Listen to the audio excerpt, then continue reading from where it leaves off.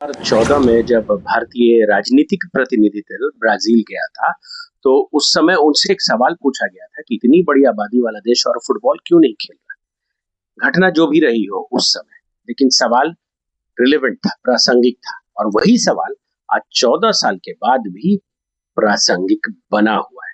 इस वीडियो में हम चर्चा करेंगे 10 ऐसे मिस्टेक्स या 10 ऐसे स्टेप अगर सरकार 2014 में इंप्लीमेंट करती तो आज 2026 में हम भी फीफा वर्ल्ड कप खेल रहे होते हैं। तो बने रहिए मेरे साथ। 1950 जब आखिरी बार हमने वर्ल्ड कप खेला था और आज 2026, 76 साल का बहुत बड़ा इंतजार।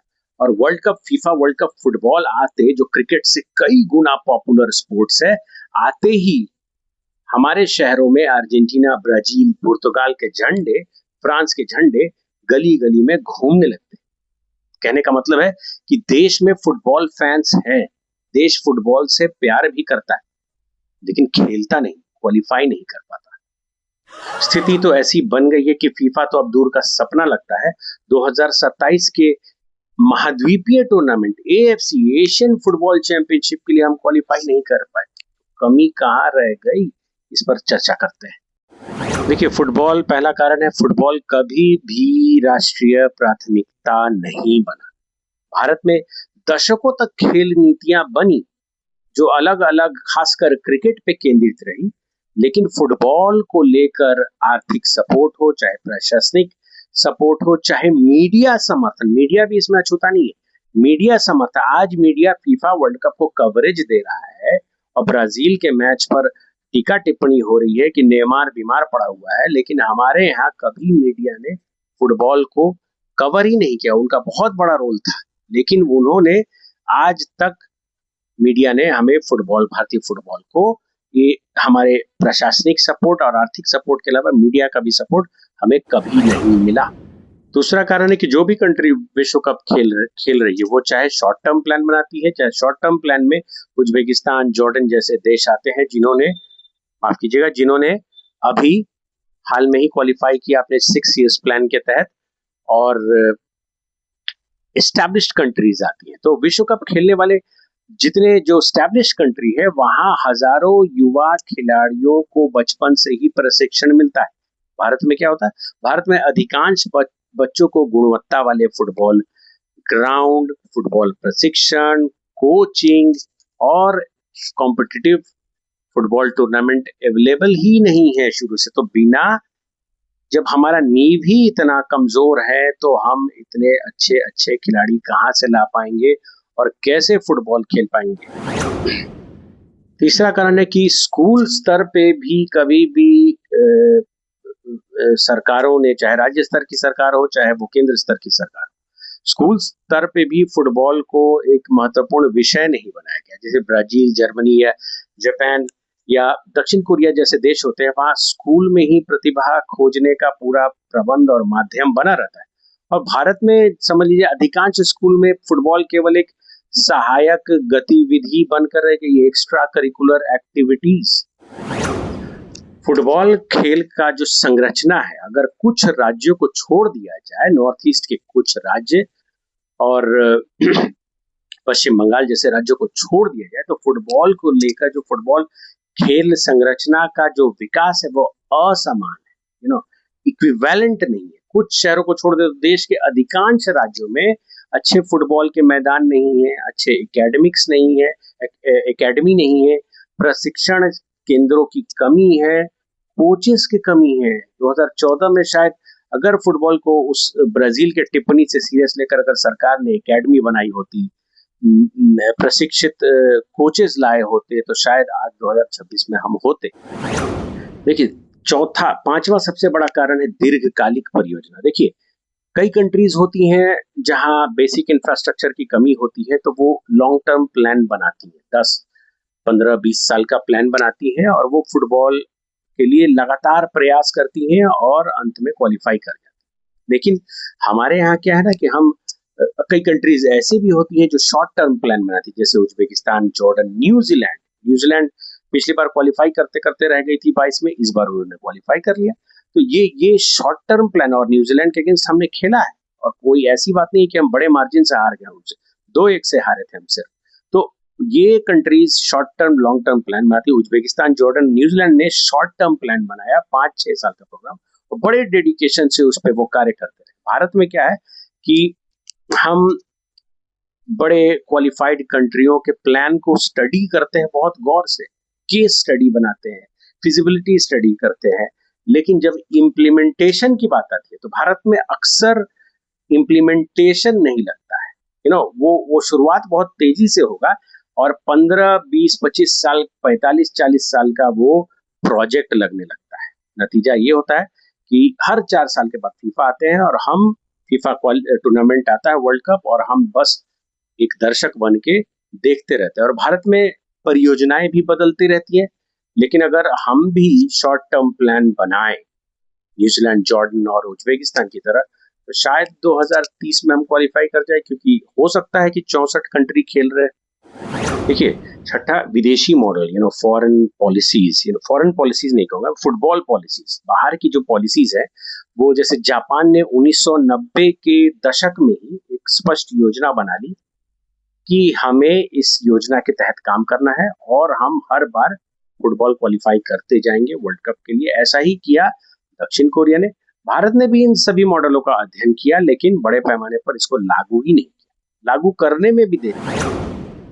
सातवां सबसे बड़ा कारण है पेशेवर कोचिंग सिस्टम की कमी, चाहे वो राज्य स्तर हो, चाहे वो एकेडमी का लेवल हो, चाहे वो नेशनल लेवल हो। तो हमारे यहाँ पेशेवर कोचिंग सिस्टम की कमी है। भारत में आप बताइए, भारत में कितने कोच हैं जिनके पास AIFF का लाइसेंस होगा और फुटबॉल को भारत में सरकार ने मैंडेटरी विषय बनाया। अगर मैंडेटरी विषय हर स्कूल, कॉलेज, प्रखंड में अगर ये बन जाए तो कोचेस भी बढ़ेंगे और फुटबॉल के खिलाड़ी भी बढ़ेंगे और इंटरेस्ट भी बढ़ेगा। तो उच्च स्तरीय, कहने का मतलब है उच्च स्तरीय फुटबॉल कोचों की जो संख्या है अभी अग्रणी फुटबॉल देशों की तुलना में, मतलब जो जो अच्छा फुटबॉल खेल रहे हैं, आगे हैं, उनकी तुलना में हमारे पास 5% भी नहीं है। तो सोचिए आप, इंस्पिरेशन कहां से मिलेगा। आठवां और सबसे बड़ा कारण है सरकार की नीरसता के चलते कई पेशेवर खिलाड़ी फुटबॉल को, आप समझ लीजिए, 16 से 20 साल आते आते छोड़ देते हैं। 2017 में जब अंडर 17 का विश्व कप भारत में हुआ था और भारत ने खेला था उस विश्व कप को, तो उसके 50% खिलाड़ी तो एक क्लब में चले गए, लेकिन 50% खिलाड़ी कहाँ गए किसी को पता नहीं। कहने का मतलब है कि करियर की सुरक्षा की गारंटी उन खिलाड़ियों को नहीं दिखती। हर खिलाड़ी का स्टेमिना अलग होता है। एलिट क्लास, मजबूत फिजिकल, टैक्टिकल क्षमता वाले खिलाड़ी अच्छे कोचेस, अच्छे अच्छे क्लबों में चले जाते हैं, लेकिन जो जो धीरे धीरे ग्रूम करते हैं, एवरेज जो है, उनके लिए कोई स्कोप नहीं, कोई सुरक्षा की गारंटी नहीं। इससे हुआ क्या, इससे राष्ट्रीय टीम की प्रतिभा का जो पूल होता है, राष्ट्रीय टीम में सिलेक्शन का जो पूल और खिलाड़ियों का बेंच होता है, वो छोटा हो गया। नौवां सबसे बड़ा कारण है फुटबॉल प्रशासन में निरंतरता की कमी। देखिए, भारतीय फुटबॉल में कई बार प्रशासनिक विवादों, संरचनात्मक स्ट्रक्चरल प्रॉब्लम्स और नीतिगत अस्थिरता, मतलब पॉलिसीज जो बनाते हैं उसमें स्टेबिलिटी नहीं होती है, वह असमान होते हैं। इससे फुटबॉल का जो विकास करने का जो गति होता है वो प्रभावित होता है और कई महत्वपूर्ण परियोजनाएं जो है वो अपेक्षाकृत परिणाम नहीं दे पाती हैं, वो ठंडे बस्ते में चली जाती हैं। 10वां कारण है विश्व कप। फुटबॉल विश्व कप को कभी भी राष्ट्रीय मिशन नहीं बनाया। कई देशों ने अपने अपने यहाँ स्पष्ट कुरासाओ अपने स्पष्ट घोषणा की कि एक निश्चित जो छोटा देश है, एक राज्य से भी छोटा उसकी आबादी, कुरासाओ जैसे देशों ने स्पष्ट घोषणा की कि एक निश्चित वर्ष तक आपको फुटबॉल विश्व कप क्वालिफाई कर लेना है, और उसी दिशा में मिलकर सबने काम किया और पूरी व्यवस्था को काम में लगाया। और अंत में आज देखिए 2026 में कुरासाओ फुटबॉल खेल रहा है और भारत में समझ लीजिए कि व्यापक राष्ट्रीय अभियान या विश्व कप, फुटबॉल विश्व कप को लेकर कभी मिला ही नहीं।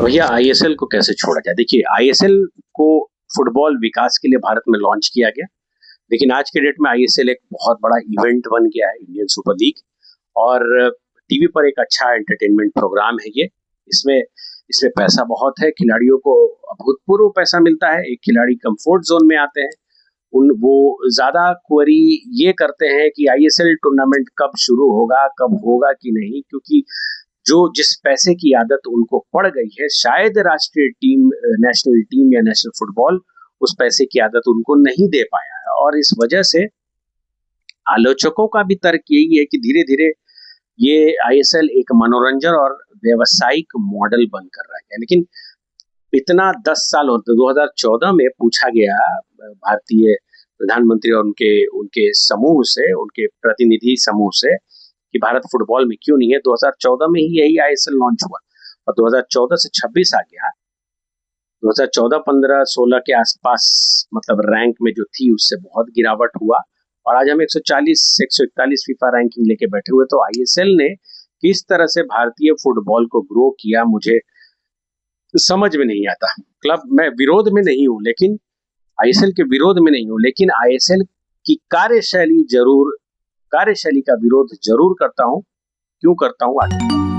क्लब बनाम एआईएफएफ, सबसे बड़ा संघर्ष। क्लब बनाम एआईएफएफ भारतीय फुटबॉल की सबसे बड़ी लड़ाई 2025-26 में, चाहे वो काफा नेशंस हो, चाहे वो यूनिटी कप हो, एक बड़े क्लब ने अपने खिलाड़ियों को छोड़ने से मना कर दिया। खैर, कहा ये कि हमारे खिलाड़ी नॉन फीफा विंडो में अगर चोटिल हो जाते हैं तो इसकी भरपाई कौन करेगा। शायद पिछली कुछ उनका बैड एक्सपीरियंस रहा हो, लेकिन इससे राष्ट्रीय टीम पूरी तरह प्रभावित। खिलाड़ियों को की उपलब्धता को लेकर टकराव हुआ। यहीं पर बहस और तेज है। अगर भारतीय फुटबॉल में आज के डेट में सबसे ऊपर कौन है पता नहीं चलता, क्लब है, सरकार है या एआईएफएफ जैसी संस्था है। अंत में देखिए, केंद्रीय खेल मंत्री मनसुख मंडाविया को भी आना पड़ा और मीटिंग में एआईएफएफ के कंप्लेन पे उस प्रचलित क्लब मोहन बागान को स्पष्ट संदेश दिया गया कि भाई, देश के साथ कोई कॉम्प्रोमाइज नहीं, चाहे फीफा विंडो हो चाहे नॉन फीफा विंडो हो। राष्ट्रीय टीम का जब भी मैच हो, खिलाड़ियों को देश के लिए उपलब्ध रहना पड़ेगा। ये देखिए, वह ये माफ कीजिएगा, यही वो मेंटेलिटी है जो भारत को जापान, दक्षिण कोरिया, उज्बेकिस्तान, जॉर्डन, ऑस्ट्रेलिया से अलग करती है। चाहे वहां भी, उन देशों में भी आप समझ लीजिए कि क्लब की लड़ाई या आयोजकों से या संस्था, फुटबॉल राष्ट्रीय संस्था से चलती है, लेकिन जब देश की बात आती है तो ये सारे क्लब एक हो जाते हैं। उनकी फुटबॉल एसोसिएशन संस्था भी एक हो जाती है और साझा कार्य करते हैं। नतीजा ये है कि वो सारे फुटबॉल वर्ल्ड कप में क्वालिफाई कर चुके हैं और हम आज भी बैठ के ताश खेल रहे हैं। सबसे बड़ा बात, अलार्मिंग बेल क्या है कि अलार्मिंग बेल ये है कि भारत 2027 एशियन कप के लिए भी क्वालिफाई नहीं कर पाया। तो अब मुझे समझ में नहीं आ रहा है आईएसएल जैसे टूर्नामेंट का रोल क्या है, सिर्फ बिजनेस करना, या एआईएफएफ जैसी संस्था का रोल क्या है जिसका कोई कंट्रोल ही नहीं है। जो ऑल इंडियन फुटबॉल फेडरेशन है उसका कोई कंट्रोल ही नहीं है इस स्पोर्ट्स पे। तो सवाल बड़ा हो गया ना कि क्या भारतीय फुटबॉल में राष्ट्रीय हित वास्तव में सर्वोच्च प्राथमिकता है कि नहीं। खेल मंत्रालय को देखिए, अधिक सख्त भूमिका में आना पड़ेगा। कई प्रशंसकों का मानना है कि खेल मंत्रालय को केवल दर्शक नहीं बल्कि सक्रिय इंटरफेरेंस, सक्रिय हस्तक्षेप की भूमिका में आ जाना चाहिए। 2027 में एशियन कप के लिए क्वालिफाई ना कर पाना एक समझ लीजिए अलार्मिंग बेल है। विश्व कप में ना पहुंच पाना तो एक और अलग बात है, लेकिन एशिया कप जैसे, एएफसी एशिया कप जैसे महाद्वीपीय या कॉन्टिनेंटल टूर्नामेंट में भी क्वालिफाई अगर हम नहीं कर पाते हैं तो ये दर्शाता है कि खेल में, देखिए, प्रतिभा की तो बात छोड़िए, लेकिन यह संकेत है कि हमारे यहाँ जमीनी विकास, कोचिंग, प्रशासन, लीग, नेशनल लीग, आईएसएल जैसी या राष्ट्रीय टीम की तैयारी या ओवरऑल संरचना जो है, सभी क्षेत्रों में सुधार की आवश्यकता है। लेकिन अब आगे क्या? भारत के पास क्या प्रतिभा की कमी है? कमी है एक स्पष्ट, प्रतिभा की नहीं बल्कि कमी है एक स्पष्ट रोड मैप की। जब तक हम फुटबॉल को, देखिए, टर्म ग्रासरूट खराब लगता है कि ग्रासरूट के हिसाब से हमें फिर से लंबा समय, लेकिन नहीं, हम एक शॉर्ट टर्म पॉलिसी बनाकर आगे बढ़ सकते हैं और फुटबॉल को स्कूल्स में, जमीनी स्तर पे, एकेडमिक्स में, क्लब्स में, राष्ट्रव्यापी प्रत्येक राज्य में राष्ट्र टीम या प्रशासन के एक ही लक्ष्य में, ये प्रशासन ये सारे मिलकर जब एक ही लक्ष्य में काम करेंगे तब हम विश्व कप खेलने का सपना देख पाएंगे। 1950 से 2026 76 साल का इंतजार भारतीय फुटबॉल के लिए ये सबसे बड़ा सवाल है। यदि आने वाले वर्षों में भी अगर इस इम्प्लीमेंटेशन प्रॉपर नहीं हुआ तो शायद आप 80-100 साल तक फुटबॉल क्वालिफाई नहीं कर पाएंगे। तो वीडियो देखने के लिए धन्यवाद। मुझे उम्मीद है कि 2030 में हम शॉर्ट टर्म प्रोग्राम बनाएंगे और अगर फीफा 64 नेशन करती है तो शायद 2030 में क्वालिफाई कर जाएंगे। बस उम्मीद की दुनिया कायम है। वीडियो देखने के लिए धन्यवाद। जय हिंद, जय भारत।